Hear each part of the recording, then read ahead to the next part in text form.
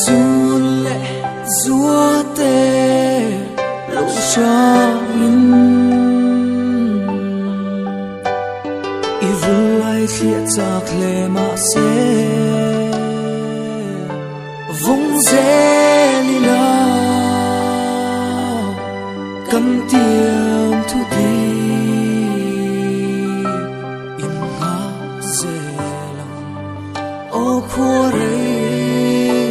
ma se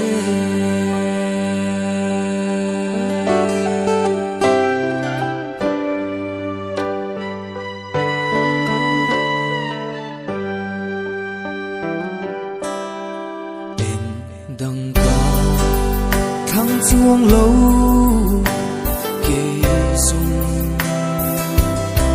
ăn xây khô về môi dùng ai cô in ta thăng du green ôm na cần tô na vùng dê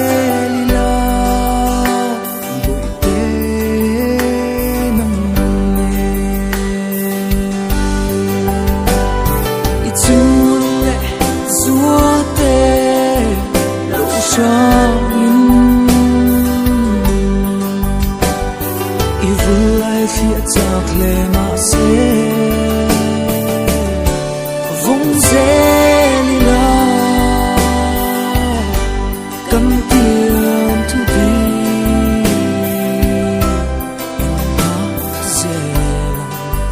ô khua đấy mà sẽ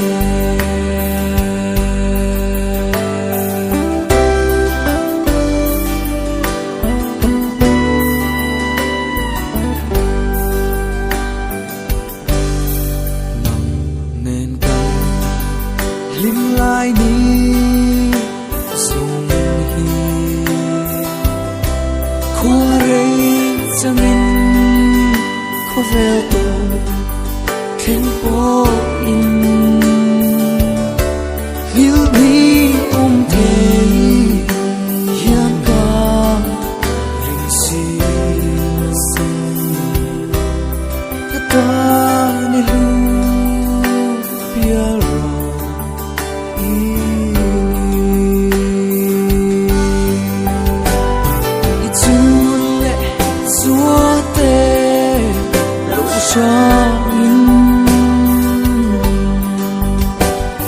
i vulai thia chak le ma se